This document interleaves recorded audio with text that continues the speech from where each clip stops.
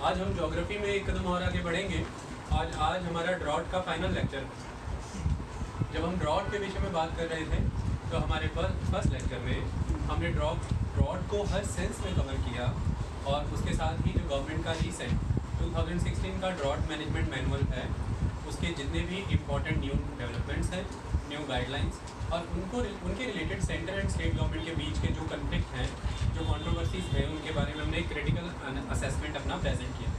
उसके बाद हम आगे बढ़े और हमने सेकेंड लेक्चर में ड्रॉट्स के बारे में और नई चीज़ें, बातों को समझा, उसके सारे इम्पैक्ट को अच्छे वे में अंडरस्टैंड किया, चाहे वो इकोलॉजिकल थे, चाहे इकोनॉमिक थे, चाहे एग्रीकल्चरल थे,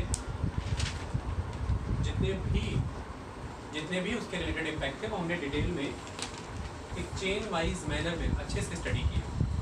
उसी सीरीज़ में आज हम आगे बढ़ते हुए कुछ लेटेस्ट गवर्नमेंट के एंड पर जो मिटिगेशन स्कीम्स चलाई गई हैं उनको स्टडी करते हुए सॉल्यूशंस पे फोकस रखेंगे। आज के ड्रॉट पार्ट बी में सॉल्यूशन का जिक्र करते हुए आप हर वे में ड्रॉट को टारगेट कर जाएंगे। ये एक बहुत ही मल्टी फेसेटेड टॉपिक है। ये ज्योग्राफी के सब्जेक्ट से ही संबंध ना रखते हुए आपकी कंट्री की जितनी भी सोशो इकोनॉमिक डेवलपमेंट है, एग्रेरियन डिस्ट्रेस की कंडीशन है या जो भी करंट अफेयर से रिलेटेड मैटर है उनका पार्ट है, इम्पॉर्टेंट टॉपिक है। सरकार के द्वारा जब सत्ता में आने के बाद यह वादा किया गया 2014 में आम लोकसभा चुनाव जीतने के बाद कि हम 2022 तक किसान की आमदनी दुगनी कर देंगे, तो सरकार का ये एक बहुत बड़ा वादा था। जहाँ काला धन वापस लाने के नाम पर, दूसरा किसानों की आमदनी दुगनी करने के नाम पर सरकार चली है, तो सरकार ने बहुत सी फ्लैगशिप्स पॉलिसीज अपनी चलाई जो आमदनी दुगनी करने को लेकर के ही था। इसी में फसल बीमा योजना का एक जिक्र आता है और इसी में प्रधानमंत्री कृषि सिंचाई योजना भी आती है। तो आज जब सरकार के 5 साल पूरे हो रहे हैं और अगर आप एक न्यू एरा में एंटर हो गए हैं, एक डेवलप्ड इंडिया का जिक्र करने जा रहे हैं, तो किसानों की आमदनी दुगनी करने को लेकर के क्या क्या आपको कदम उठाने हैं, उसके रिलेटेड ये प्रधानमंत्री कृषि सिंचाई योजना और ड्रॉट एक इम्पॉर्टेंट टॉपिक बनता है। तो कुल मिलाकर के ये न्यू इंडिया का एक बड़ा टॉपिक है। इसकी वजह से हमने इसे 3 फेजेस में कवर किया है, अदरवाइज ये कवर नहीं हो सकता था। चलिए शुरुआत करते हैं और बहुत सी चीज़ों को समझते हैं। बेहद ही खूबसूरत ढंग से हम एक एक बिंदु को प्रॉब्लम को सॉल्यूशन में कन्वर्ट करते चले जाएंगे और ऑटोमेटिकली आपकी सारी पॉलिसीज इसी में इंडल्ज हो जाएंगी, अलग से कवर करने की नीड नहीं रहेगी। बिगनिंग होती है, स्टार्टिंग होती है। जब आप कहते हैं ड्रॉट, तो ड्रॉट का सीधा मतलब हमने पढ़ा था सूखा। सूखा क्या है कि वाटर की अवेलेबिलिटी जो है अवेलेबल ही नहीं है उस टाइम पर। किस कामों के लिए अवेलेबल नहीं है? For the purpose of agriculture and basically agriculture, for the purpose of domestic need, for the purpose of industry, for the purpose of the ecology. Water availability reduce होगी। वाटर अवेलेबिलिटी रिड्यूस होने के कई कारण थे। Meteorological factor था कि rainfall ही कम हो गया, हमने पढ़ा था सारा का सारा। उसके बाद हमने ये देखा कि किस तरह से सरफेस वाटर और ग्राउंड वाटर हाइड्रोलॉजिकल फैक्टर हमने एक्सेस में यूज़ कर लिया या रिचार्ज ही नहीं हो पाया। उसके बाद हमने ये देखा था कि किस तरह से सोशो इकोनॉमिक फैक्टर है कि क्रॉप्स इस तरह की लगा दी आपने, एग्रीकल्चरल प्रैक्टिसेस इसलिए ऐसी कर दी कि उन्होंने वाटर कंजम्पशन ही ज़्यादा कर दी, मॉइस्चर ही नहीं रहने दिया, वाटर की कमी हो गई, इसकी वजह से लाइफ स्टॉक के ऊपर इम्पैक्ट आ गया। आपने एग्रीकल्चरल लैंड डाइवर्ट कर दिया वेस्ट लैंड में या फिर अर्बन डेवलपमेंट के मामले में, इस वजह से प्रॉब्लम क्रिएट हो गई। तो ये सारी सिचुएशंस को हम अच्छे से पढ़ चुके हैं। अब आज मुद्दे की बात जहाँ से शुरुआत करनी है वो कहाँ पर आ जाती है? हमारा पहला सबसे बड़ा स्टेप जो इस समय है तो वो है वाटर। हमें वाटर को टारगेट करना है और हर वे में टारगेट करेंगे। सारे सॉल्यूशंस आपको समझाएंगे कि कैसे हम सॉल्यूशन दे सकते हैं ड्रॉट को, और सरकार की प्रधानमंत्री कृषि सिंचाई योजना इस दिशा में पर्टिकुलरली क्या कार्य कर रही है और कैसे चले। जब प्रधानमंत्री कृषि सिंचाई योजना की बात करते हैं तो वो इस शॉर्ट फॉर्म से जानी जाती है और इसके तहत होता क्या है, सेंट्रल एंड स्टेट गवर्नमेंट के बीच में 75-25 का शेयर रखा जाता है फंड शेयर करने का। तो 75% सेंट्रल गवर्नमेंट कंट्रीब्यूट करती है, 25% स्टेट गवर्नमेंट कंट्रीब्यूट करती है पूरे 100% का। जो नॉर्थ ईस्टर्न स्टेट्स हैं और जो हिली एरियाज़ हैं वहाँ पर शेयर चेंज हो जाता है, 90-10 का हो जाता है। सेंट्रल गवर्नमेंट कंट्रीब्यूशन 90% हो जाता है, स्टेट गवर्नमेंट का कंट्रीब्यूशन 10% हो जाता है। ये एक इंपॉर्टेंट एस्पेक्ट है। इसके अलावा ये पैसा किसको दिया जाता है, कैसे दिया जाता है, ये किसके अधीन आता है? तो जब हम प्रधानमंत्री कृषि सिंचाई योजना की बात करते हैं तो ऐसा बिल्कुल भी नहीं है कि ये ऑल इन ऑल एक नया प्लान है। ये एक प्रोजेक्ट है, इसे प्रोजेक्ट मोड में भारत में लागू किया गया है और ये पहले की 3 बहुत ही इम्पोर्टेंट चल रही प्रोजेक्ट या फिर प्रोग्राम्स को अपने साथ जोड़ करके बना है। उन प्रोजेक्ट एंड प्रोग्राम्स का नेम क्या है? सबसे पहला है accelerated irrigation benefit program, AIBP। एक प्रोग्राम था बहुत ज़बरदस्त, accelerated irrigation benefit program. Accelerated irrigation benefit program किस मिनिस्ट्री के अंडर आता था? आपको याद रखना है, ministry of water resources. Okay, तो मिनिस्ट्री ऑफ वाटर रिसोर्स। इसके बाद हम बात करते हैं दूसरा प्लान जो इसके अंदर सबस्यूम कर लिया गया, another plan that was integrated watershed management program. Integrated watershed management program IWMP। ये प्रोग्राम किसके अंदर आता था? ये डिपार्टमेंट ऑफ लैंड रिसोर्सेज के अंदर आता था, यानी कि मिनिस्ट्री ऑफ रूरल डेवलपमेंट। तो डिपार्टमेंट ऑफ लैंड रिसोर्सेज, ये ministry of rural development MORD के अधीन आता था। तीसरा plan on farm management program. ये इंडिया का एक नेशनल मिशन था, national mission for the agricultural restructuring, जो मिनिस्ट्री ऑफ एग्रीकल्चर के अंदर आता था। ये उसका प्रोग्राम था। ये ministry of agriculture important aspect है। ओके, अब जब आप इन तीनों की बात करते हैं तो ये तीनों आज की डेट में आपको नजर आते हैं? नहीं। तीनों किसके अंदर चले गए हैं? ये प्रधानमंत्री कृषि सिंचाई योजना का पार्ट हो गए हैं। इसके तहत एक और प्रोग्राम था जो इसमें जोड़ा गया है, जिसका नाम है गंगा रेजुविनेशन प्लान। तो वो भी GR प्लान, वो भी इसी के अंदर डाल दिया गया है और वो भी मिनिस्ट्री ऑफ वाटर रिसोर्सेज के अंदर पहले आता था। तो गंगा रेजुविनेशन, तो ये सारे ऑलरेडी रनिंग प्रोग्राम इसके अंदर डाले गए हैं। तो इससे ये पता लग जाता है कि कोई नया एस्पेक्ट तो नहीं है। तो फिर नया क्या है? इतना बड़े लेवल पर गवर्नमेंट इसे क्यों ग्लोरीफाई करती है कि ये अपने आप में बहुत अलग है? वो नया समझ आ जाएगा तो आपको सारे सॉल्यूशन भी समझ आ जाएंगे कि ड्रॉट के सॉल्यूशन क्या है। तो वो मैं आपको समझा दूँगा। सबसे पहला एस्पेक्ट क्या है? तो ये एक प्रोटेक्टिव इरिगेशन प्रोजेक्ट है। प्रोटेक्टिव इरिगेशन प्रोजेक्ट में मैं प्रोटेक्टिव वर्ड का मीनिंग आपको समझाऊंगा, लेकिन हम लॉजिकली समझेंगे, तरीके से समझेंगे। इसके तहत आपको क्या करना है बेसिकली, जब हमने प्रोटेक्टिव इरिगेशन प्रोजेक्ट के तौर पर इसको समझा, सबसे पहला एस्पेक्ट है इसमें कि हमें डेवलप करना है, सेकंड ऑप्टिमाइज करना है, हमें लेवरेज करना है एंड हमें कन्वर्ज करना है। अब ये 4 वर्ड बहुत इंपॉर्टेंट हैं। लेवरेज करना है, डेवलप करना है, ऑप्टिमाइज करना है, कन्वर्ज करना है। तो क्या किसको करना है? जितने भी हमारे अब तक के एग्जिस्टिंग आस्क वाई इरिगेशन से रिलेटेड, एग्रीकल्चर से रिलेटेड, क्रॉप से रिलेटेड, बात समझ आई? वाटर, एग्रीकल्चर एंड क्रॉप, तीनों का मिलन करा दिया गया है। ये अब तक डिफरेंट सेग्रीगेटेड प्लान्स के तहत अपनी एक इंडिपेंडेंट अप्रोच लेकर के चल रहे थे, लेकिन पहला एक ऐसा कन्वर्जेंस प्लान आया जिसमें तीनों क्षेत्र जो आपस में जुड़े हुए हैं उन्हें एक दूसरे के साथ लाके जोड़ा गया है। ये इसका नायाब पक्ष है और ये इसके बारे में नया, ठीक है। तो इसने irrigation plus agriculture plus crop, national agriculture mission मैंने बताया, ऑन फार्म प्रोजेक्ट भी इसमें आ गया, एक्सेलरेटेड इरिगेशन बेनिफिट प्रोग्राम मैंने बताया इसमें आ गया, इंटीग्रेटेड वाटरशेड मैनेजमेंट प्रोग्राम जो इतना वाइड है अपने आप में, हमारे लास्ट लेक्चर में पूरा डीपली कवर किया गया है, वो सारा इसके अंदर आ गया। तो कुल मिलाकर के इरिगेशन, एग्रीकल्चर, क्रॉप का तीनों का मिलन है, तो आपने कन्वर्जेंस करा दिया।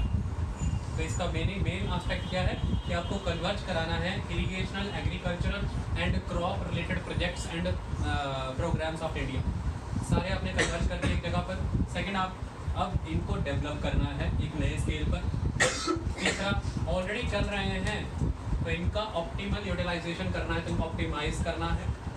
और चौथा, जो आपने कन्वर्ज किया पहले, इसका डेवलपमेंट किया, विकास किया, जो पहले से चल रहा है सारे को ऑप्टिमाइज किया और बेटर वे में ऑन फार्म रिजल्ट्स मिल सके, इसलिए हमें सभी प्रोजेक्ट जो पहले के चल रहे थे उसे उसी के क्षेत्र में लेवरेज करना है, उसे और तीव्र गति से आगे बढ़ा करके फील्ड से रिलेटेड जोड़ना है कि उसके नतीजे निकल करके आ सके। तो लेवरेजिंग होनी चाहिए। तो सबसे पहले कन्वर्जेंस, इस पॉलिसी का नाम ये लिया जाता है कि ये एक तरह का on farm convergence of all the आस्टवाइल प्रोजेक्ट है, यानी कि ये खेत है किसान का, इसके इर्द गिर्द सब चल रहा है, गवर्नमेंट के लेवल पर, डाटा लेवल पर, बुक्स पर सब कुछ चल रहा है। यहाँ पे कन्वर्जेंस क्यों नहीं हो रहा? खाते में कनाल भी बन रही है, खाते में क्रॉप भी ग्रो हो रही है, खाते में एग्रीकल्चर भी ग्रो हो रहा है, और वहाँ पर तीनों अपने अपने इंडिविजुअल हेडिंग के तहत हो रहे हैं। But for the proper growth of the crop we need irrigation on the farm. पहली इंपॉर्टेंट बात, आपको अगर क्रॉप की ग्रोथ करानी है तो we need irrigation on the farm. Second important aspect, अगर आपको इरिगेशन वहाँ पर चाहिए, अगर आप क्रॉप की ग्रोथ वहाँ पर कराना चाहते हैं, तो जितनी भी आपकी कंट्री की एग्रीकल्चरल पॉलिसीज़ हैं जिसमें आप सब्सिडीज देने का काम कर रहे हैं, सीड्स डिस्ट्रीब्यूशन का काम कर रहे हैं, इनपुट्स को प्रोवाइड करने का काम कर रहे हैं, लैंड डेवलपमेंट की बात कर रहे हैं, वाटरशेड की बात कर रहे हैं, कमांड एरिया डेवलपमेंट की बात कर रहे हैं, कैचमेंट एरिया डेवलपमेंट की बात कर रहे हैं, ये सारी एग्रीकल्चर रिलेटेड एक्टिविटीज़ को आपको ऑन फार्म एग्जीक्यूट करके दिखाना है, क्रॉप एंड इरिगेशन के साथ जोड़ करके। तो मुद्दे की बात यह है कि अंततः नतीजा चाहिए दाना, grain, we need grain, we need crop. वो दाना निकाले, उसके लिए सबको वहाँ ला के जड़ों में बिठाओ। तो ये है देसी मीनिंग उस इंग्लिश लाइन का मतलब that is the on farm convergence of all the erstwhile policies, program and projects related with irrigation, with agriculture, with the crop, to optimize the resources, to develop the resources, to leverage the efforts of all the projects and program, to harness the best possible output. इतनी सी है। और मैंने word use किया कि ये क्या है, इट इज़ प्रोटेक्टिव।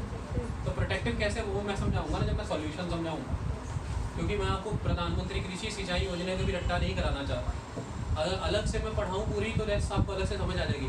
और what is the logic, drought हल करने ना इससे हमने, तो हम ड्रॉट में पढ़ें तो ज़्यादा बेटर है, तो आपकी रगों में बस जाए। अलग से प्रधानमंत्री कृषि सिंचाई योजना रट्टा मार के कोई फायदा नहीं, 4 दिन में भूल जाओ।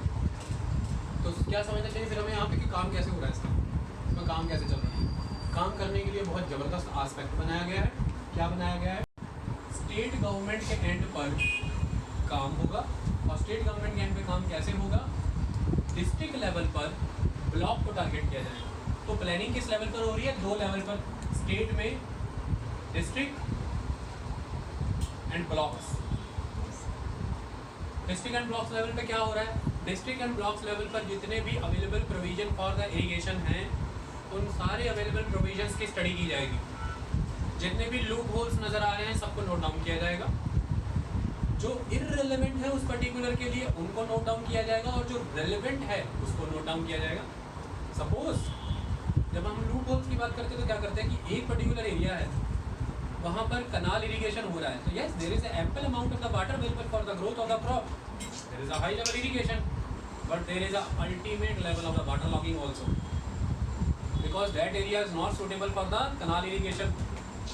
सो ultimately it is a kind of loophole ना। तो जब मैं लूप होल की बात करता हूँ तो इसका मतलब केवल ये नहीं है कि वहाँ पे सिंचाई नहीं है, हमें ये देखना होगा कि सिंचाई रेलेवेंट है या इररेलेवेंट है। तो सिंचाई है या नहीं है पहला, सिंचाई रेलेवेंस है या रेलेवेंस दूसरा, फार्मर की ग्रोथ के लेवल को देखते हुए सिंचाई रीच में है कि नहीं है। कनाल इरिगेशन महंगा तो नहीं है, फार्मर छोटा छोटा 1 हेक्टेयर वाला 1.5 हेक्टेयर वाला, लेकिन इरिगेशन लगा के दे दिया कनाल वाला, पैसा ही नहीं बच पा रहा, तो उसकी रीच में है कि नहीं। किसान का लैंड कंसोलिडेटेड ही नहीं है, 2 खेत यहाँ 2 खेत वहाँ 2 वहाँ पे कनाल इरिगेशन दे दिया। Ample sources of small rivulets streams हैं, वहाँ पे मल्टीपर्पज़ वाटर प्रोजेक्ट से पानी दे रहे हैं। कनाल इरिगेशन से बर्बादी होगी, जबकि अंडरग्राउंड वाटर टेबल बहुत है, लेकिन वहाँ पर हैंड सेट, जनरेटर सेट या ट्यूबवेल नहीं लगा के कनाल से इरिगेशन दे रहे हैं। तो मुद्दे की बात यह है कि रीच फार्मर की रीच में है कि नहीं है, इसको देखना है। एडमिनिस्ट्रेटिव फिजिबिलिटी है कि नहीं है उसको देने की। अब आपने प्रोजेक्ट में ऑन प्रोजेक्ट डाल दिया कि यहाँ पे कनाल से इरिगेशन होना है, पता लगे कि किसान ऐसे हैं कि 4-4 एकड़ है और उन कनाल के लिए अगर उनका 1-1 एकड़ ले लिया तो किसान ही बचेगा मुश्किल से 2 एकड़ वाला। तो इरिगेशन उनके मुंह में तो नहीं डालोगे ना, पेट से फसल तो नहीं निकलेगी, फसल तो खेतों से निकलेगी। तो सारी study forest officers and the district collector, district magistrate जो डिस्ट्रिक्ट में अपॉइंटेड है, वो पूरा उसको Indian council of agriculture research के तहत भारत के जितने भी Indian central studies for the arid area zone, central arid area zone development, drought prone areas development institutes, dryland farming institutes, सारे अपने लेवल पर, इसरो, इंडियन मेट्रोलॉजिकल डिपार्टमेंट, सारे अपने लेवल पर मिलकर के इनको ट्रेनिंग प्रोवाइड करते हैं। उस ट्रेनिंग के प्रोवाइड बाद ये प्रोजेक्ट स्पेसिफिक स्टडीज़ करते हैं और उसके बाद ये अपनी डिस्ट्रिक्ट इरिगेशन प्लान बनाते हैं। क्या बनाते हैं? DIP, डिस्ट्रिक्ट इरिगेशन प्लान बनना शुरू हो जाएगा पूरे डिस्ट्रिक्ट्स में। कौन सी स्टडी के बेसिस पे? Block and district. जब ब्लॉक लेवल पर सारे डिस्ट्रिक्ट इरिगेशन प्लान बन जाएंगे तो सारे डिस्ट्रिक्ट इरिगेशन प्लान 1, 2, 3, 4, 5, 6 सबका समावेश करके एक बनेगा स्टेट इरिगेशन प्लान। यानी कि स्टेट इरिगेशन प्लान डिस्ट्रिक्ट्स पे नहीं लगेगा, सारे डिस्ट्रिक्ट्स का पिरामिड बन के जो पिनेकल पे नज़र आ रहा है वो है स्टेट इरिगेशन प्लान। तो it is a bottom up approach. और स्टेट इरिगेशन प्लान जो है उसमें जो उस स्टेट का एग्रीकल्चरल प्लान है वो इरिगेशन प्लान के साथ कन्वर्ज करना है। तो agricultural plan of the state and the irrigation plan of the districts जो अब हो गए हैं डिस्ट्रिक्ट स्टेट इरिगेशन प्लान, तो उसको दोनों को आपस में जोड़ करके फाइनल पॉलिसी बनानी है और इसको करने का काम करता है उस पर्टिकुलर स्टेट का डिपार्टमेंट ऑफ द एग्रीकल्चर। तो department of agriculture of the particular state is the zonal is the main leading authority जो कमांड देने का काम करती है। इतनी बात क्लियर हुई? सेकेंड इंपॉर्टेंट आस्पेक्ट, और स्ट्रक्चर में क्या क्या आ जाता है, ये कैसे और अलग अलग लेवल पर काम करता है। जब एक बार ये सारी डिस्ट्रिक्ट इरिगेशन प्लान बनने के बाद स्टेट इरिगेशन प्लान सारे के साथ बन जाएंगे, सारा का सारा प्लान सबमिट कर दिया जाएगा सेंट्रल गवर्नमेंट के पास। सेंट्रल गवर्नमेंट के पास चला गया कहाँ? प्रधानमंत्री कृषि सिंचाई योजना के पास। प्रधानमंत्री कृषि सिंचाई योजना पहले किसके अंदर होती थी? Ministry of the water resources. फिर बाद में उससे लेकर के दे दी गई मिनिस्ट्री ऑफ एग्रीकल्चर। फिर बाद में 2016 से उससे लेकर के वापस दे दी गई ministry of water resources. Reason क्या रहा? क्योंकि majority of the project irrigation के वाटर रिसोर्स मिनिस्ट्री के अंडर थे। फिर देखा गया कि एग्रीकल्चर मिनिस्ट्री ये नहीं कर सकती, तो आज फाइनली ये फिर से उसी मिनिस्ट्री के अंडर आ गई। और इसकी मेन नोडल अथॉरिटी कौन है? Ministry of the water resources. Okay, तो अब ये जाएगा प्रधानमंत्री कृषि सिंचाई योजना। उसके पहली शर्त ये है कि जब तक डिस्ट्रिक्ट प्लान नहीं बनेंगे सारे और उनको कन्वर्ट करके एक स्टेट इरिगेशन प्लान नहीं बनेगा तो 1 रुपया नहीं रिलीज़ होगा। और जब वो हो जाके सारा सबमिट हो जाएगा तो फिर पैसे रिलीज़ होने शुरू होंगे, वो है 75%, 75% ऑफ द प्रोजेक्ट कॉस्ट। और भारत सरकार ने टारगेट लिया कि 2015 से 2020 तक 50,000 करोड़ रुपए रिलीज़ किया जाएगा, माने एनुअली 10,000 करोड़। तो 10,000 करोड़ आप कॉन्ट्रीब्यूट करेंगे प्रधानमंत्री कृषि सिंचाई योजना के तहत। इतनी बात क्लियर हो गई? फिर और बड़ी सारी बॉडीज़ हैं, वो ध्यान में रखने की टेंशन नहीं है। स्टेट लेवल पर स्टीयरिंग कमेटीज़ होंगी, स्टेट लेवल पर मॉनिटरिंग कमेटीज़ होंगी। तो state level monitoring committees, state level steering committees, state level sanction committees, ठीक है। State level sanction committee SLSC, state level steering committee SLSC, state level monitoring committee SLMC। ये सारे word, जो मुद्दा समझाना था वो मैंने आपको बता। ऐसा ही नेशनल लेवल पर प्रधानमंत्री कृषि सिंचाई योजना के तहत भी एक नेशनल लेवल स्टीयरिंग कमेटी बनाई जाएगी और वो सारी की सारी मॉनिटरिंग करेगी, गाइडलाइंस बनाएगी कि काम कैसे चल रहा है। क्लियर है कहानी? पैसा जो 10,000 करोड़ देना है वो लगना किधर है? अब आते हैं ब्रॉड के सोल्यूशंस पे। पैसा कैसे लगना है, कैसे होना है? तो ड्रॉट का directly proportional to water. Drought माने पानी। तो पानी का मतलब क्या? तो पानी की कमी होने की वजह से ऐसा होता है। तो भारत देश इतने समय से आज़ाद हुआ है तो क्या नीतियाँ नहीं बनाई होंगी? भैया नीतियाँ बनाई थी। तो सबसे पहला सोल्यूशन जो पानी का करने का प्रयास किया गया वो क्या किए गए? Macro irrigation project. Macro irrigation project लगाए गए भारत में। अब तक की भारत की सबसे बड़ी त्रुटि अब फील होती है, लेकिन उस टाइम पे इसकी नीड थी। मैक्रो इरिगेशन प्रोजेक्ट के अंदर क्या आ जाते हैं, बिग मल्टीपर्पज़ डैम प्रोजेक्ट। इनको मल्टीपर्पज़ डैम प्रोजेक्ट इसलिए कहा जाता है, आज के टॉपिक में हमें इसे नहीं पढ़ना है, ये ज्योग्राफी का अगला लेक्चर है। मल्टीपर्पज़ डैम जो चैप्टर आएगा, मल्टीपर्पज़ डैम प्रोजेक्ट इसलिए कहते हैं, ये कहा गया था कि ये फ्लड भी कंट्रोल करेंगे, ये इरिगेशन भी प्रोवाइड करेंगे, ये हाइड्रो इलेक्ट्रिसिटी भी प्रोवाइड करेंगे, और ये टूरिज़्म भी प्रोवाइड करेंगे, ये लाइवलीहुड भी लोगों को प्रोवाइड करेंगे, मछली पालन किया जाएगा। तो एक्वाकल्चर भी होगा, टूरिज़्म भी होगा, फ्लड कंट्रोल भी होंगे, ड्रॉट कंट्रोल भी होगा, और हाइड्रो इलेक्ट्रिसिटी प्रोड्यूस होगी। तो they are the multipurpose dam project. Bhakra Nangal project, Hirakud dam project, Damodar valley corporation project, DVC, all are multipurpose dam projects. Blunder कहाँ पे हो गया हमसे, हम कहाँ पे विफल हो गए आज इतनी सोसाइटीज़ क्यों हो रही। हमने वाटर की प्रॉब्लम सॉल्व करने के लिए बिग मल्टीपर्पज़ डैम प्रोजेक्ट को बना दिए। तो रीज़न क्या है, यहाँ पर आपने डैम बनाया है, ये डैम के पीछे आपका रिजर्वायर है, पानी रुका हुआ, आपने सारा पानी कंटेन किया, और ये हैं फार्मर की फील्ड्स, यहाँ पर लगती है क्रॉप। मुद्दे की बात है कि आपने सारा पानी यहाँ पर स्टॉक किया है, और आप ये कहते हैं कि हम यहाँ पर पानी पहुँचाएंगे। लेकिन सबसे बड़ी प्रॉब्लम ये रह गई कि हमने डैम पहले बना दिए, आज दिन तक भारत में कनाल्स नहीं बनी है, आज दिन तक कनाल्स नहीं है। तो जब आपके पास डिस्ट्रीब्यूटरी कनाल नेटवर्क ही नहीं है, तो आप रेजरवायर में खड़े पानी का क्या करोगे। तो फिर रेजरवायर का पानी अब थोड़ी सी बरसात होने पे रिलीज़ करना पड़ता है, तो वो already existing channel of the reverse में फ्लड लेके आते हैं, क्योंकि पानी रोकने की वजह से लोगों ने रिवर का नेचुरल फ्लड चैनल एनक्रोच करके वहाँ पे फार्मिंग कर ली है, घर बना लिए, और जब हम फिर फ्लड गेट्स को लिफ्ट करते हैं तो पानी रिलीज होता है, तो वो घर, वो खेती बर्बाद होती है, तो वो फ्लड काउंट होता है। तो आपने क्या किया, there is a high level created potential, but there is a high level under utilization of the created potential.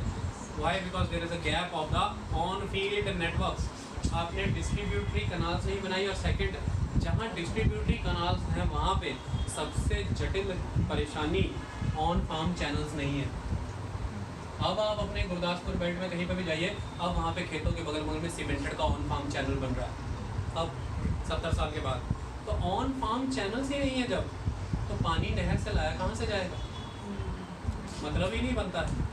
तो फिर नहर से पानी उसको मिलेगा जो नहर के किनारे किनारे बड़ा फार्मर है, छोटा गया। और ये बनाया किसके लिए गया था, कनाल इरीगेशन सबसे सस्ता इरीगेशन होता है, इसलिए इसके लिए बनाया गया था, छोटे फार्मर के लिए, क्योंकि बिजली का बिल देना महंगा पड़ता है, केनाल का किराया बहुत कम होता है, बहुत हल्की सी मीगर सी फीस होती है, और वो भी पंचायत के हवाले से वसूली जाने की बात थी। लेकिन अल्टीमेटली यहाँ पर बिग फार्मर सारा बेनिफिट लेके गया, छोटे फार्मर को पानी का तो मुंह देखना नसीब नहीं होता। ये तो इसका एक प्रॉब्लम था, और ये एडमिनिस्ट्रेटिव था। इतनी बात समझ में आई। तो प्रधानमंत्री कृषि सिंचाई योजना प्रोटेक्टिव क्यों है, तो प्रधानमंत्री कृषि सिंचाई योजना सिर्फ इतना कहती कि कुछ नहीं करना देश में। ये वह देश है जिसमें 1 किलो चावल उगाने के लिए 3000 से 5000 लीटर पानी लगता है। कितना, 3000 से 5000 लीटर पानी आप 1 किलो चावल उगाने में लगाते हैं। यानी कि हमारे देश का जितना वाटर रिसोर्स है उसका 25% अकेला पैडी कल्टीवेशन में जाता है। तो कहने का मतलब मोर ड्रॉप्स फॉर पर क्रॉप्स, ये उल्टा चल रहा हमारी कंट्री में। होना क्या चाहिए था, पर ड्रॉप मोर क्रॉप, वो क्या चल रहा है, मोर ड्रॉप और पर क्रॉप। इसकी वजह से हम वर्ल्ड लेवल कंपैरेटिवली अगर देखें तो वाटर फुटप्रिंट इंडिया का बहुत ज़बरदस्त जा रहा है।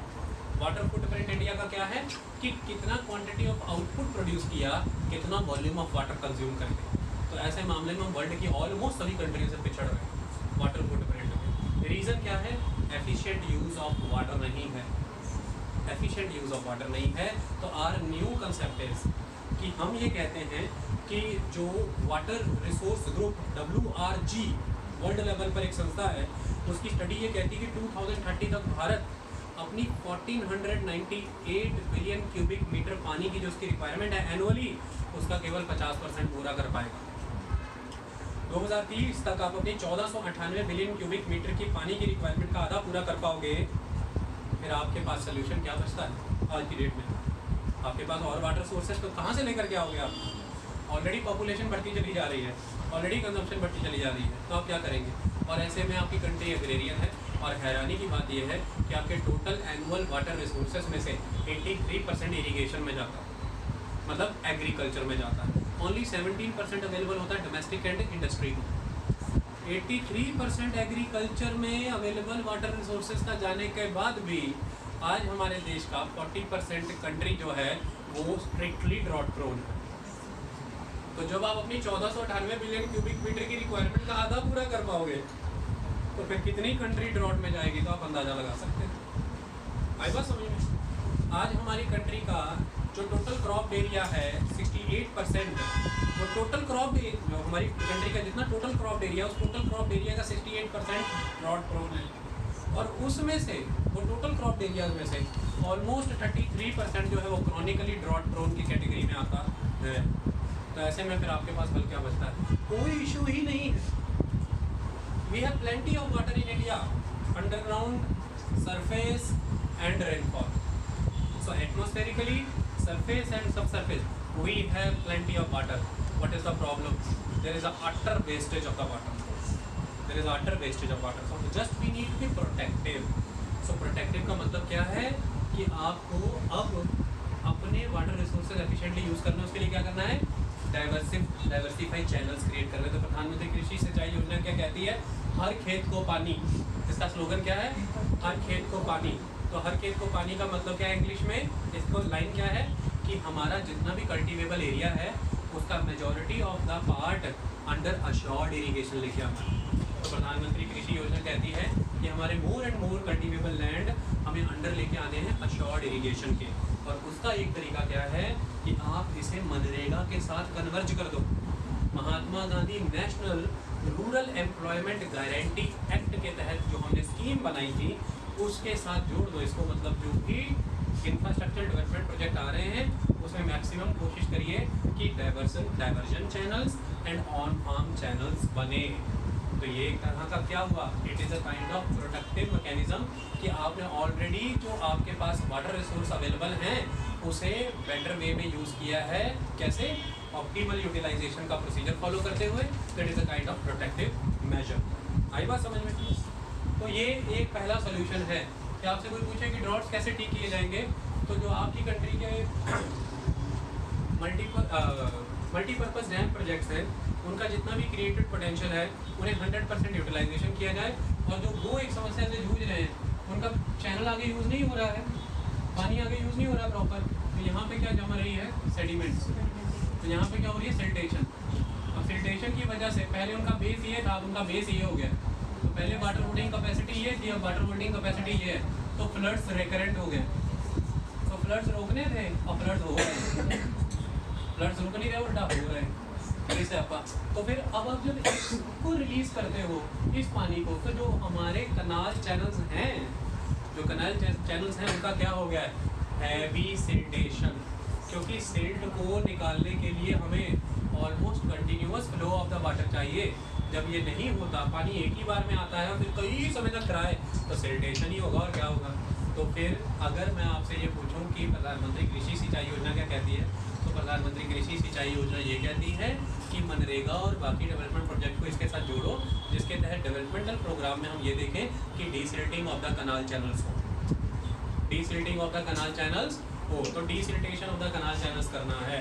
सारे ऑन फार्म चैनल्स और कनाल चैनल्स जो आपके भरे पड़े हैं, आप जाना किसान को देखना, किसान के जो वो पानी जाने वाले चैनल्स होते हैं उसमें से कितनी कितनी मिट्टी कहीं से निकाल के साइडों में लगाता है, ढेर।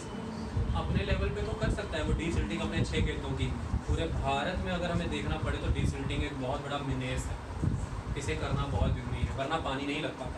तो desilting of the canal channels is very important. तीसरा, इन्होंने पानी भी छोड़ दिया, कनाल भी है। पहले तो कनाल ही नहीं था, एक कनाल था तो सिल्टिंग था, अब कनाल भी है, पानी भी छोड़ दिया, सिल्ट भी नहीं है। 1000 लीटर पानी छोड़ा, इवेपोरेशन बड़ा फास्ट होता है, एक तो टेम्परेचर बहुत है, तो वो तो कोई नहीं रोक सकता। रोक सकते हैं अगर वहाँ पे ट्री लगाते हैं। ऐसे मत बोला करो कुछ ह्यूमन सब कर सकता है, लेकिन ह्यूमन की नीयत हो, रोकेंगे वो भी रोकेंगे। बारी बारी है। सबसे पहले तो पानी जा रहा है तो इवेपोरेशन तो होगा, तो मैं कहता हूँ 100 लीटर तो उड़ गया हवा में, बाकी बचा 900 लीटर। ये 900 लीटर भी खेतों में नहीं पहुँच रहा है भाई, क्योंकि 400 लीटर तो सीपेज हो गया है, क्योंकि कनाल की लाइनिंग नहीं थी, कनाल की लाइनिंग नहीं है। तो ये प्रोटेक्टिव इरिगेशन प्रोजेक्ट क्यों है? क्योंकि वाटर को एफिशिएंटली यूज़ करने का एक तरीका ये है कि वाटर को पहले प्रोटेक्ट करो, तो lining of the canals is mandatory. तो मनरेगा को इसके साथ जोड़ो कि इसके तहत आप इरिगेशन को अच्छे वे में यूज़ कर पाएँ। तो कैसे करें? जितने भी कनाल अवेलेबल हैं, जितने भी वाटर चैनल्स हैं, उन सबकी लाइनिंग की जाए। तो आप ध्यान से देखिए, यहाँ से बाय रोड हरियाणा जाइए या बाय ट्रेन जाइए, आपको कनाल की लाइनिंग नज़र आ जाएगी। लाइनिंग प्रोजेक्ट चल रहा है। ओके, तो डाइवर्जन चैनल की building, desiltation project, canal lining and उन कनाल्स के इर्द गिर्द क्या लगाना जरूरी है? ट्रीज। वाई? एक नई स्टडी पाई गई।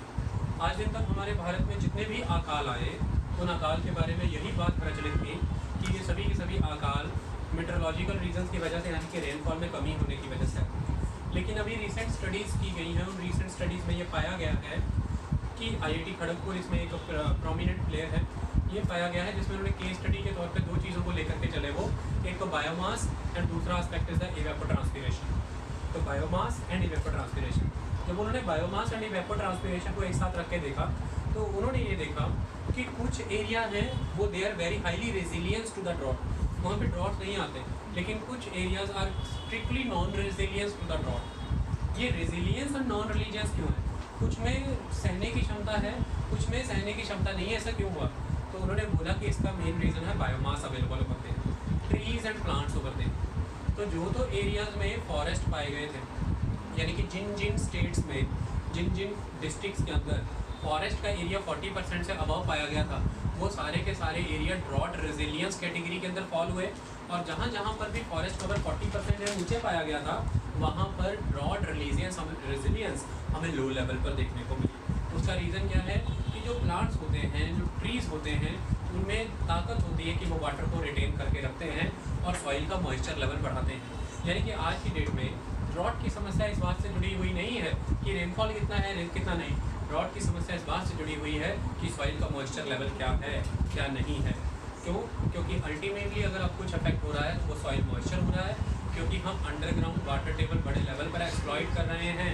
और अंडरग्राउंड वाटर टेबल की एक खास बात मैं आपको बता दूं, ये मैक्सिमम एक्सप्लॉइट ही तब होता है जब मेट्रोलॉजिकल ड्रॉट आया होता है। जब वर्षा कम होगी, नेचुरली उस साल हम ज़्यादा एक्सट्रैक्शन किसका करेंगे? अंडरग्राउंड वाटर का। और underground water is a contributor of the soil moisture. तो एक तो ड्रॉट है, सॉइल मॉइस्चर ऑलरेडी रिड्यूस, आपने अंडरग्राउंड वाटर और खींचा ट्यूबवेल्स के थ्रू, सॉइल मॉइस्चर और रिड्यूस। और आने वाले समय में आप कौन सी चीज़ से जूझने वाले हैं? Soil moisture related droughts. Rainfall होगा भी, लेकिन सॉइल मॉइस्चर ड्रॉट है। क्यों? क्योंकि पानी पड़ के बह जाता है आपके देश में, मिट्टियों में रचता बसता नहीं है। और सॉइल को मॉइस्चर कंट्रीब्यूट करने वाला सबसे बड़ा फैक्टर क्या रहता है?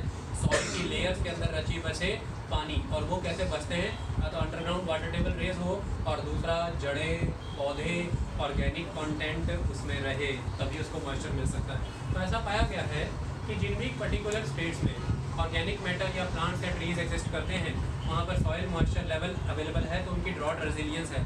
लेकिन इसमें फिर एक फैक्टर ये भी कंसिडर किया गया कि हैरानी तब आई देखने में जब हमने ये देखा कि केरला, तमिलनाडु, कर्नाटका, आंध्रा, वेस्टर्न घाट्स, जहाँ पर फॉरेस्ट इतने हैं, लेकिन उनका ड्रॉट रेजिलियंस कैपेसिटी 55 से 35% में आके गिर गया। लेकिन इसका बिल्कुल उल्टा पंजाब, हरियाणा, हिमाचल, उत्तराखंड, यहाँ पर फॉरेस्ट, पंजाब हरियाणा की बात करें तो फॉरेस्ट तो नाम मात्र है, लेकिन फिर भी ये ड्रॉट रेजिलियंस में 88 से 73% की कैटेगरी में फॉल कर रहे हैं। और सिक्किम ऑलमोस्ट 100% ड्रॉट रेजिलियंट है। North eastern states 90% drought resilience हैं, लेकिन केरला का टोटल एरिया से सिर्फ 19% area is the drought resilient. Why? Forest are rampant over there is no forest. तो the ultimate aspect is the temperature regime. जो temperate land areas हैं country के, temperate land areas जहाँ पे evaporation by the sources, by the ground, by the lake, pond, rivers and the evapotranspiration from the trees कम है due to the moderate temperature that is the northeastern, northern and northwestern states, तो वहाँ भी drought resilience हो जाते हैं। तो southern states में forest होने के बावजूद भी वो लेस ड्रॉट रेजिलियंट है। रीज़न है उनका ट्रॉपिकल रिजिम में आना, वो हाई टेम्परेचर जोन में आते हैं, तो इवेपोट्रांसपिरेशन वहाँ पे बहुत है, इसलिए वहाँ पे तो गलती से पेड़ नहीं काटना, लेकिन हुआ क्या, वहाँ पे पेड़ काटे जा रहे हैं। तो वहाँ पर जो फॉरेस्ट हैं they are not ample, they are not at satisfactory level, उनको और इंक्रीज़ करना है। तो वहाँ पर हमें लैंड प्लानिंग लैंड डेवलपमेंट बहुत ध्यान से करना होगा। बिल्कुल भी अगर हम उन्हें चेंज करते हैं तो बर्बादी हो जाएगी। ये मैसेज यहाँ से दिया जा रहा है। तो मुद्दे की बात यह है कि ड्रॉट रेजिलियंस किन चीज़ों से कनेक्टेड है। ड्रॉट रेजिलियंस वहाँ ज़्यादा है जहाँ पे फॉरेस्ट है, एज़ कम्पेयर टू वहाँ ज़्यादा जहाँ पे क्रॉपलैंड है। तो क्रॉपलैंड के कंपेरेटिवली ये फॉरेस्ट एरिया में ज़्यादा है। ड्रॉट रेजिलियंस वहाँ ज़्यादा है जहाँ पर टेम्परेट रीजन है as compare to tropical regions. तो इन चीज़ों को देखते हुए अगर हम देखें तो हमारा एक पेनिनसुलर इंडिया रीजन जहाँ पर मेजर ड्रॉट एरियाज है, drought prone areas, the eastern sides of the western Ghats, ये पूरे के पूरे भारत की अगर हम बात करें हाफ ऑफ द इंडिया ये फॉरेस्ट कवर में तो ठीक है नॉर्दर्न के कंपैरेटिवली, लेकिन ये ट्रॉपिकल टेम्परेचर रिजिम में आने की वजह से अपनी रेजिलियंस को लूज़ कर रहा है। तो इसे बचाने का एक ही तरीका हमारे पास कि हम यहाँ पर more and more tree cover को बढ़ाएं।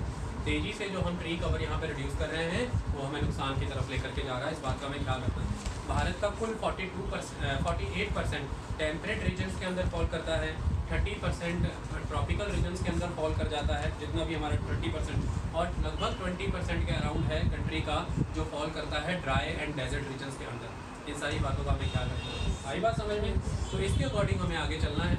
और उस लेवल पर अगर हम देखें तो जितने भी हमारे वाटर के रिसोर्सेज हैं, चाहे वो लेक्स हैं, पॉन्ड्स हैं, रिवर्स हैं, कनाल्स हैं, हमें उनके लेफ़्ट एंड राइट बहुत लंबी चौड़ी belt of green cover develop करना होगा ताकि ड्रॉट रेजिलियंस पावर उन सोर्सेज की भी बन पाए और आने वाले समय में मॉइस्चर रिचार्ज हो सॉइल के अंदर। इसकी वजह से एग्रीकल्चरल लैंड्स हैं, फार्म्स हैं, उनके बॉर्डर पे एग्रीकल्चरल फार्मिंग प्रैक्टिसेस हैं, इंटरक्रॉपिंग में फार्म का रोटेशन है, एक क्रॉप ऐसी और दूसरी क्रॉप ऐसी जिसमें ऑर्गेनिक कंटेंट बहुत शेड हो, बहुत ज़्यादा। यह प्रैक्टिस भी प्रधानमंत्री कृषि सिंचाई योजना का हिस्सा है जिसमें आप ग्रीन कवर को बढ़ाते हैं। और इसी की वजह से यह कहती है सरकार कि मनरेगा के साथ साथ भारत का जो नेशनल ग्रीन मिशन है NGM, नेशनल ग्रीन मिशन को इसके साथ कन्वर्ज कर दो। तो कन्वर्जेंस प्रोग्राम की हमें समझ आ रहा है, सबको कन्वर्ज करो ला करके, क्योंकि कन्वर्ज करने का मतलब ही क्या है कि सॉइल का मॉइस्चर बचाना है। सॉइल मॉइस्चर गया, सबसे पहले तो रेनफॉल फेलियर होता है, तो हम क्या करना शुरू करते हैं, अंडरग्राउंड वाटर एक्सट्रैक्शन। फिर अंडरग्राउंड वाटर टेबल भी फॉल करता है, तो दोनों की वजह से अल्टीमेटली फॉल कर गया सॉइल मॉइस्चर। तो सॉइल मॉइस्चर फॉल होने से पहले तो क्रॉप्स फॉल करती हैं, अल्टीमेटली फॉल कर जाता है इकोलॉजिकल ग्रोथ, तो इकोसिस्टम डिवास्टेट होता है। और इकोसिस्टम डिवास्टेट होने से फिर और लॉस क्या होता है, और सॉइल मॉइस्चर, सॉइल और बैरन होती है। ओके, तो अगर हम प्रधानमंत्री कृषि सिंचाई योजना की बात करें तो माइक्रो इरिगेशन प्रोजेक्ट की दिशा में वो ये बातें बता के गए, ठीक है। और फिर नया क्या बता के देंगे, तो बार बार बोल रहे हैं कि डेवलप, तो नया क्या डेवलप करें वो बता दो। हम वाटर को किसी और वे में भी समझने का प्रयास करते हैं। हर खेत को पानी ऐसे नहीं मिलता, हर खेत को पानी दिलाने के लिए मेहनतें बहुत करनी होती। समय बीत जाने के बाद यह समझ आया कि मैक्रो इरिगेशन प्रोजेक्ट देश का हल नहीं है। क्यों नहीं है?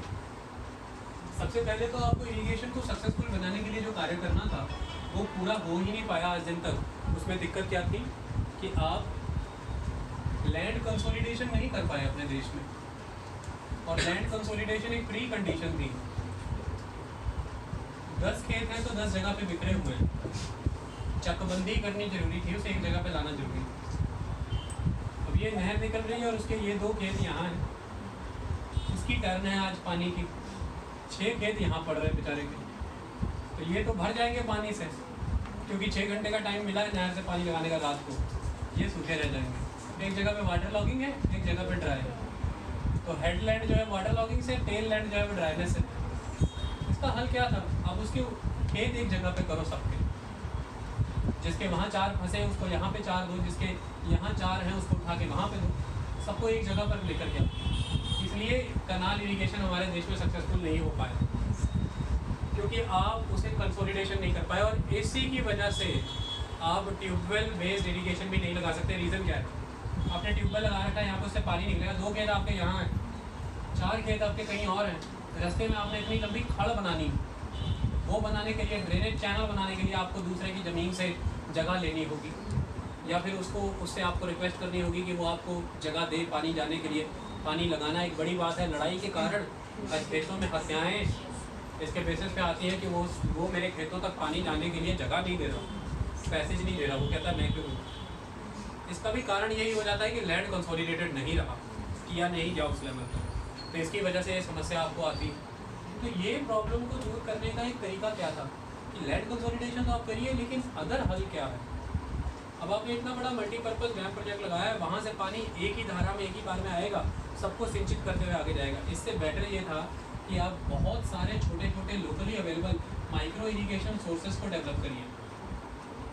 तो माइक्रो इरिगेशन प्रोजेक्ट जो है ये सोल्यूशन है आज की डेट में प्रधानमंत्री कृषि सिंचाई योजना के तहत, और शुरू से ही इनको सोल्यूशन माना जा रहा है। तो इसके तहत दो कंसेप्ट निकल करके आते हैं, एक जल संचय और एक जल सिंचित। जल संचय जल सिंचित। जल संचय जल सिंचित क्या कहता है? जल संचय वाटर को कंजर्व करने की बात करता है कि जल को संचय किया जाए, वाटर कंजर्वेशन की जाए। तो सबसे पहला इंपॉर्टेंट क्या था, एस्पेक्ट क्या था? एफिशिएंट यूज ऑफ वाटर करो। एफिशिएंट यूज ऑफ वाटर का क्या मतलब ये है कि अगर आप देख पा रहे हैं कि जहाँ पर वाटर अवेलेबिलिटी ग्राउंड वाटर में काफ़ी है, वहाँ पर आप सिंक वेल बनाएं। सिंक वेल बनाने का मतलब क्या है कि जब भी रेनफॉल होगा, एक्सेसिव रेनफॉल होगा, उस दौरान उस सिंक वेल के थ्रू पानी रिचार्ज हो जाते हैं। तो recharge of the water is very important, इसलिए कहा गया है कि प्रोटेक्टिव इरिगेशन नेटवर्क है। तो जल संचय पहले कीजिए, वेल को सिंक करिए। जहाँ पे ग्राउंड वाटर की सहूलतें उतनी नहीं हैं लेकिन वर्षा होती है, तो अल्टीमेटली इस एरियाज में आपको क्या करना है, जितने भी वाटरशेड रीजन्स हैं, जो भी माउंटेन स्लोप्स हैं, वहाँ पे स्लोप को प्लान किया जाए। तो स्लोप प्लानिंग हो कि स्लोप की प्लानिंग की जाए कि पानी किस हिसाब से स्लोप से गिरेगा।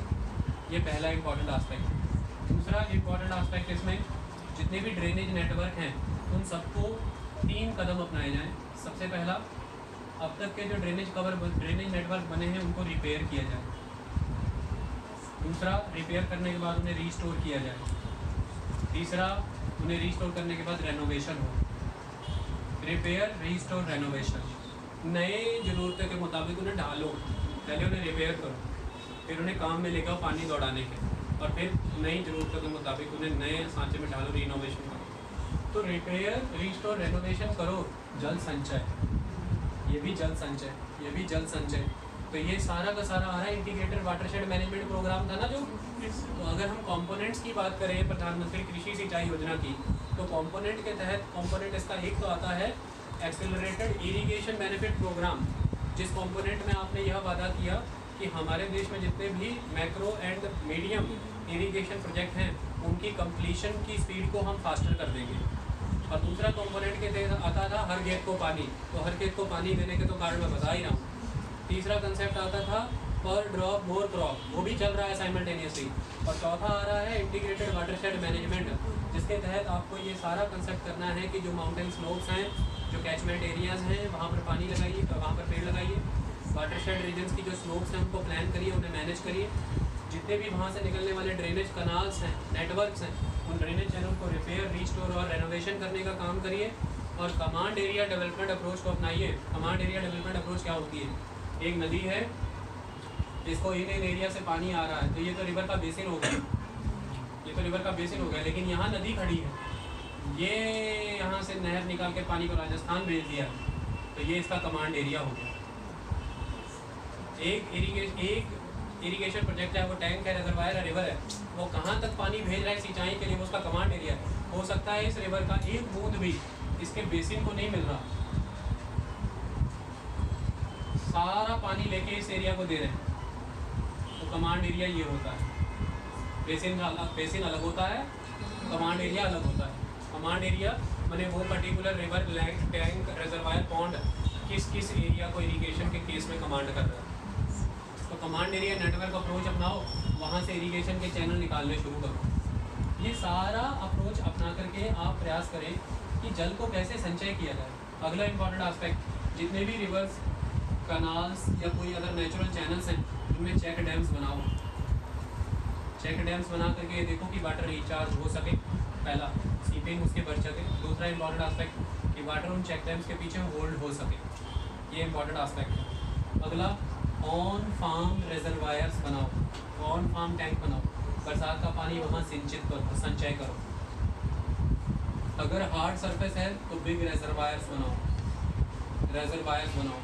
हर गांव के बाहर एक तालाब मैंडेटरी है। पंजाब में पहले हर गांव के बाहर एक पॉन्ड होता था, तो पॉन्ड रिक्लेम करो वापस से। तो reclamation of the water sources यानी कि वेटलैंड एरियाज को डेवलप करो। आज मैं आपको एक बात बताऊं कि दक्षिण भारत में ड्रॉट का एक कारण केरल में यह पाया गया है कि वहाँ की जितनी भी नेचुरल पैडी फील्ड्स होती थी, वहाँ पे तो वर्षा बड़ी होती थी, और पैडी फील्ड वो होती है जिसमें पानी खड़ा रहता है। तो जितनी भी दक्षिण भारत की नेचुरल पैडी फील्ड्स थी, उस majority of the paddy fields के एरियाज में आज सीमेंटेड कंस्ट्रक्शन हो गई है, जिसकी वजह से वो जो नेचुरल रिचार्ज लैंड हुआ करते थे, वो रिचार्ज लैंड खत्म हो गया। इसकी वजह से पानी सीपेज नहीं हो पा रहा। तो ड्रॉट का कारण केरल में यह पता लगाया गया है कि टोपोग्राफिकल चेंजेस जो आपने कर दिए हैं, जितनी भी नेचुरल पैडी फील्ड्स थी उनको सीमेंट से पूरा पोत दिया है, पानी सीपेज होकर अंदर ही नहीं जा रहा, तो एक्विफर रिचार्ज कहाँ से होंगे। तो pond reclamation, wetland development, wetland reclamation, ये सारा करो, जल संचय करो। एक नियम यह, और दूसरा है जल सिंचित। जल सिंचित कैसे करो? सबसे इम्पोर्टेंट ड्रिप इरिगेशन करो। तो हो गया ना, और एफिशिएंट यूज हो गया ना, ऑप्टिमल यूटिलाइजेशन। ड्रिप इरिगेशन करो। ये लंबा सा पाइप, अब ये खेत है, ये खेत में 1 2 3 4 5 बनाते हैं। ये पौधे लगे, हमने क्या कर दिया, चारा पानी भर दिया इसमें। ये तो पौधे को मिला, बाकी सारा इवेपोरेशन हो गया। ये सबसे बोगस अप्रोच। ये बिछाया हमने पाइप, ये पाइप में यहाँ किए छेद, और ये छेद में से टिप टिप पानी जड़ों में गिरता है। ये सारा पैसेज एक तो धूप से बच गया, दूसरा पानी पाइप में जाने की वजह से सीधा आगे जा रहा है दूसरे एरिया में। अनर्गल सीपिंग नहीं हो